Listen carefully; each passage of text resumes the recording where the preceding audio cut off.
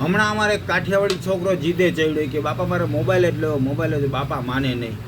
ખરાર મમ્મીએ બેસતું કર્યું કે ભલે લઈ દો નહીં કે આ મોબાઈલ કે લેવો છે એ કે. તો કે કેટલાનો આવશે? તો કે ₹1,00,000. કેવો ₹1,00,000 એ કે? ઓલો 18 સફરજનવાળો, તમે એને શું કહો ઇંગ્લિશમાં? કે એપલ એવું કહેવાય. Apple mobile, ₹1,00,000 mobile. પછી ભણવામાં આગળ વધ્યો તો વિચાર કર્યો કે મારે ડૉક્ટર બનવું છે. એટલે ડૉક્ટર બનવું એટલે ઘડિયાળ જોઈ, એ કાંટાવાળી. બાપાને કે બાપા હવે તમારે ઘડિયાળ લેવી પડશે, હું ડૉક્ટર બનવાનો. બાપા કે આને કરી હા ઘડિયાળ હારી લાવજે, કાંઈ ખામી ન. અરે બાપા પાણી ન કરે એવી ઘડિયાળ, વોટરપ્રૂફ જેને કહેવાય, પાણી ન કરે. બાપા એના કરતાં ઉપર હાલે, લેવ ઘડિયાળ જા. છોકરો હોઈ ગયો, બાપાએ ઘડિયાળ કાઢીને ફ્રીજના ફ્રીઝરમાં ઘડિયાળ ઘાલી દીધી.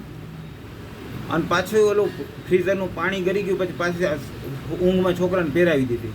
સવાર ઉઠો એટલે બાપા કે જોતો કેટલા વાગ્યા? બાપા મારા ઘડિયાળમાં પાણી ભરાઈ ગયું. મેં તને કીધું હતું ને કે આવા ઘડિયાળ ન લે, પાણી કરી જાય, આ પાછું આપી આવ. એટલે આ કાઠિયાવાડી બાપા પોતાના છોકરાને ન પગે ઘડિયાળવાળાને પથારી ફેરવી નાખે. જય હો કાઠિયાવાડી.